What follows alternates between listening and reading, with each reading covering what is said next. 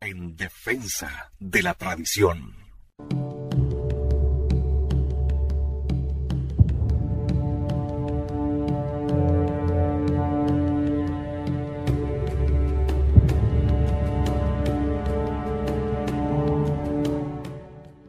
Estamos de regreso en Defensa de la Tradición con la segunda parte del capítulo dedicado al existencialismo ecologista de Martin Heidegger y su influencia sobre la genealogía del Concilio Vaticano II.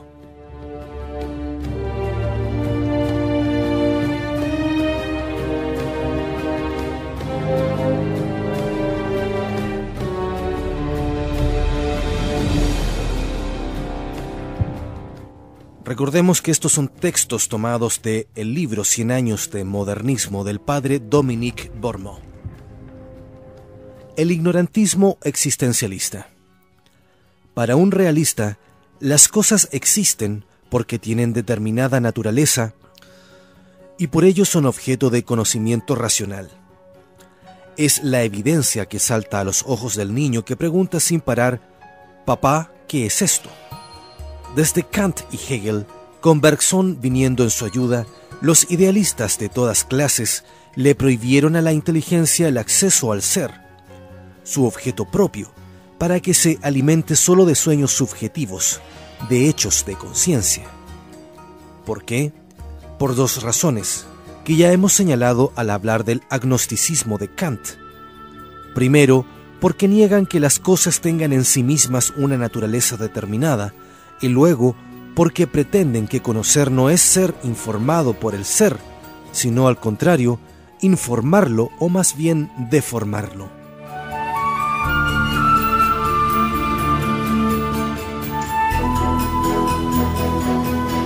Ahora bien, los existencialistas, a quienes damos con excesiva facilidad el nombre de realistas, repiten tal cual esos prejuicios idealistas.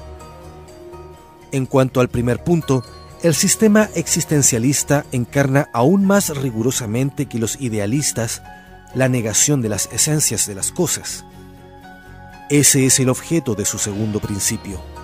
La existencia precede a la esencia.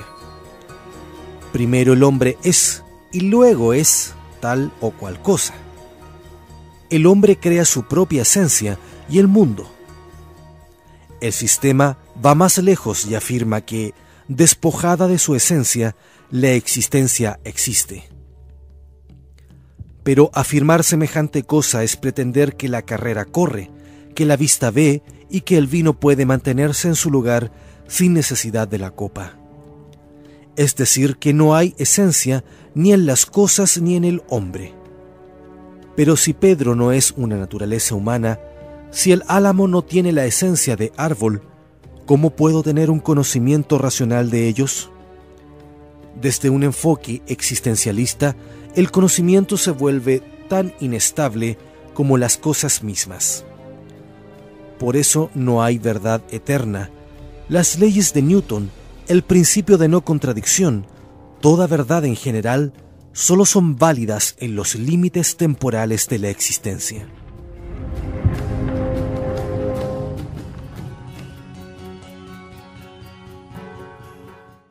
El existencialismo lanza una cruzada contra la opresión intelectual.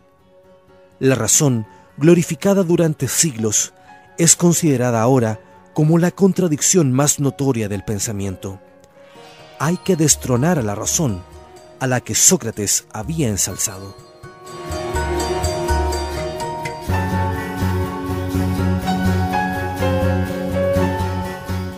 En cuanto al segundo punto, los existencialistas van también a remolque de los idealistas kantianos. Según ellos, la razón no puede ser informada por la naturaleza del ser concreto. Construyen un muro infranqueable entre la realidad y la razón, de manera que la razón no puede alimentarse de lo real, sino solo de sus propias ideas, fabricadas por la razón o la conciencia. Los cerebros kantianos no captan la realidad, sino solo sus pensamientos. Es como si le dieran a su estómago germánico pensamientos de salchichas con chucrut, pero sin verdadera salchicha ni chucrut, ni siquiera una pinta de cerveza para engañar el estómago. La escuela existencialista también es irrealista, pues desemboca en la apariencia y el fenómeno, pero nunca en el ser concreto. Seguimos siendo prisioneros de la distinción hecha por Kant entre el fenómeno conocido, esto es la apariencia, y el noumeno desconocido, es decir, la cosa en sí. Sartre le declara su gratitud a Kant, comillas. El pensamiento moderno ha hecho un progreso considerable al reducir lo existente a la serie de apariciones que lo manifiestan. El ser de un existente es precisamente lo que aparece.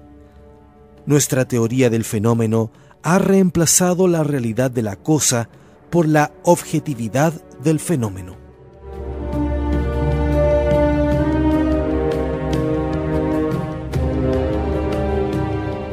Para Heidegger, de hecho, la conciencia humana es la que transforma las cosas brutas para darles un sentido. Así, la facultad que define fundamentalmente al hombre no es la razón, sino la libertad, sin la razón. Es la libertad entendida como un instinto espontáneo y racional, absurdo, más allá de toda razón.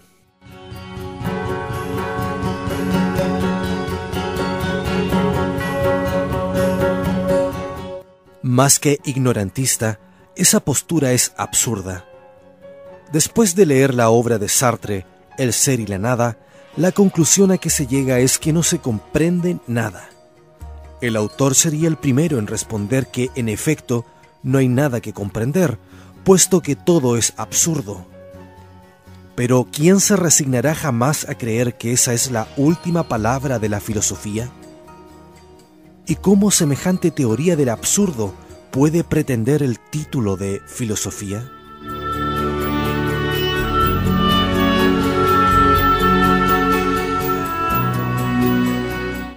El revolucionismo existencialista.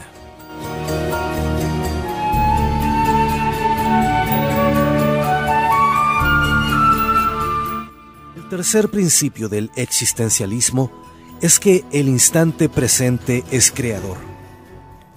Puesto que todo es pura existencia y no hay esencia estable, resulta que los seres están desprovistos de identidad y de permanencia. Son incapaces de anchura, espesor y profundidad para salir fuera del momento presente y del flujo perpetuo del mundo. A cada instante es necesario elegirse, volver a cuestionarse, querer superarse, porque eso es existir.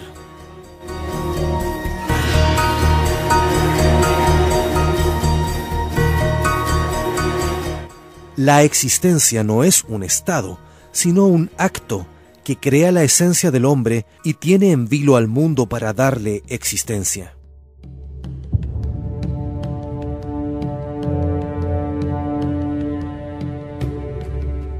El ser humano, que se identifica propiamente con el instante presente, se siente peligrosamente cuestionado en todo lo que es, piensa y hace. El hombre no es más que una situación. Cada uno de nuestros actos pone en juego el sentido del mundo y el lugar del hombre en el universo. El hombre se hace o se deshace, pero su decisión determina la existencia de todos.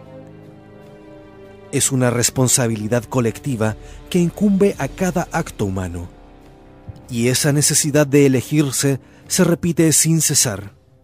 Cada momento es a la vez creador y escatológico. El hombre ocupa el lugar de Dios Padre pintado por Miguel Ángel en la Capilla Sixtina, que en todo momento crea o aniquila los mundos. Para Sartre, el ser se identifica con el suceso y la situación. Para Bergson es duración. Para Heidegger es tiempo.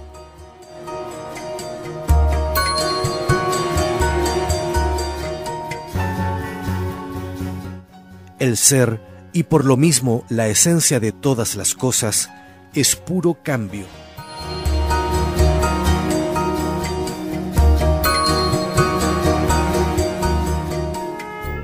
La visión existencialista de una naturaleza humana fundamentalmente cambiante y relativa producirá sus frutos envenenados en la moral de situación del existencialista Rahner. Como para Hegel, el ser se identifica con la nada. El ser existe, pero se desvanece en el suceso, porque en el fondo no es. Para Heidegger, fiel eco de Nietzsche, el cambio es el ser. Todo es flujo. Comillas. Estamos en los albores de la mayor transformación de la Tierra, del tiempo y de la historia. Estamos en la noche. Esperamos el día, decía Heidegger. Martin Heidegger da la interpretación de la muerte de Dios según Nietzsche. Todo lo que es suprasensible, las esencias, las cosas inmutables, ha muerto y ha sido reemplazado por la voluntad de poder que es dinámica. El ser, tal como lo imaginaban Platón, Moisés o la Iglesia, ese ser sustancia, ser inmovilidad, ser identidad, ha sido superado. Ahora se lo reconoce como cambio. La revelación cristiana, dada una vez por todas, con su contenido inmutable hasta el fin de los tiempos, es absurda. Para Heidegger, el Verbo encarnado que pretende suspender en su cruz el flujo de la historia al elegir un lugar y un tiempo para salvar a la humanidad es un no ser. Los neomodernistas pretenden aprovechar al máximo los principios existencialistas. El exegeta protestante Ricoeur, tan influyente en el pensamiento progresista, opone el viene de la escritura al es del pensamiento griego, porque hay que abrirse a la nueva creación. El teólogo Rahner declara que el cristianismo es la religión del futuro que es el absoluto. Solo capta plenamente su objeto en la perspectiva del todavía no. Siguiendo sus pasos, los neomodernistas forjan a Dios a la imagen y semejanza del hombre. Para Yves Congar, la actividad humana es la acción de Dios. Para Chenu, lo divino es la liberación de los hombres por sí mismos. Según Larentin, Dios todavía no existe.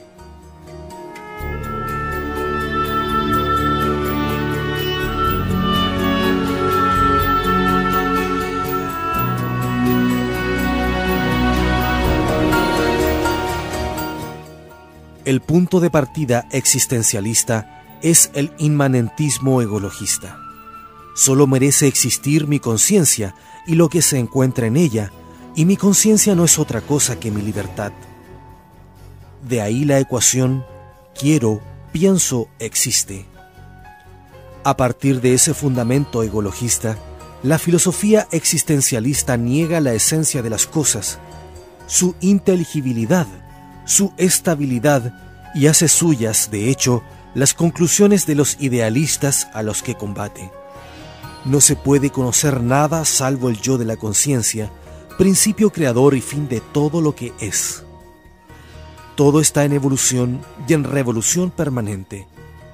De todas las corrientes filosóficas, es probablemente la más antiintelectualista y la más revolucionaria, puesto que todo lo saca del pensamiento del hombre, mientras que las otras al menos partían de las cosas. Quizás esta escuela deba más de lo que se cree a la influencia de Bergson, el gran filósofo de los modernistas, por el hecho de que destaca el papel de la conciencia y de la simpatía intuitiva. Entre los distintos grupos, aunque las variaciones son sensibles, la melodía sigue siendo esencialmente la misma. Aquí también, como para los idealistas Kant y Hegel, parece que la primera preocupación no era tanto filosófica como teológica, o mejor dicho, ateológica. Sartre tiene al menos el mérito de aceptar que el ateísmo ha sido como el principio y el motor de esta filosofía. Comillas, el existencialismo no es más que un esfuerzo por sacar todas las conclusiones de una postura atea coherente. Al decir esto, pone bien en claro la elección ineluctable que divide a los hombres, ideas y seres. O someterse al ser, a los hechos y a la razón, y en última instancia a Dios, por medio de una sana filosofía y creencia, o liberarse del ser, de los hechos y de la razón, para liberarse mejor de Dios. Pero al hacer eso, se ha fundado la filosofía existencialista del absurdo, de la licencia y, en último análisis, la filosofía de la nada.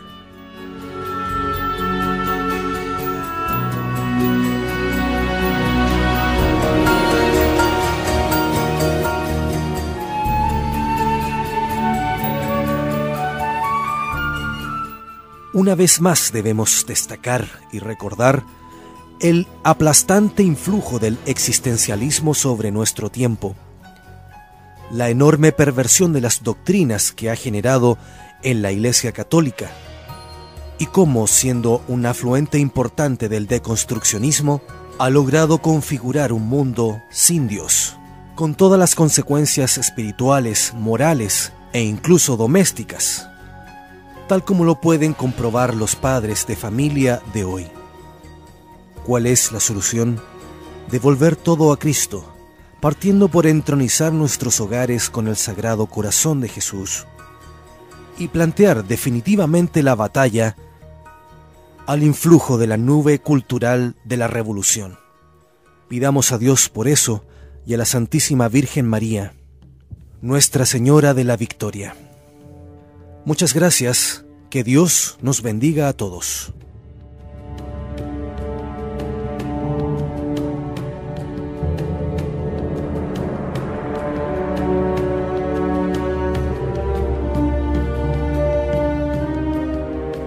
En defensa de la tradición. La Iglesia no comenzó en el Concilio Vaticano II. Combatir su pasado es un tremendo error.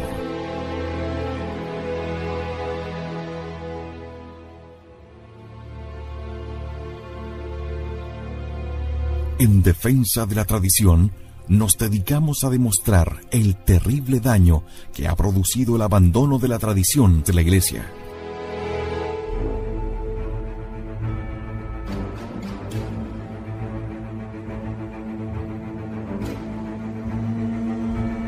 Más aún, comprobamos que la tradición de la Santa Iglesia Católica es la verdad que Cristo confió a los hombres.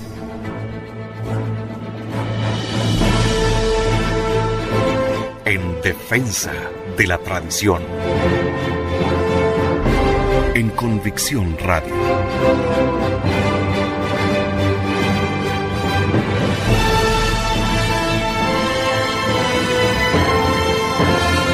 Convicción en la única verdad.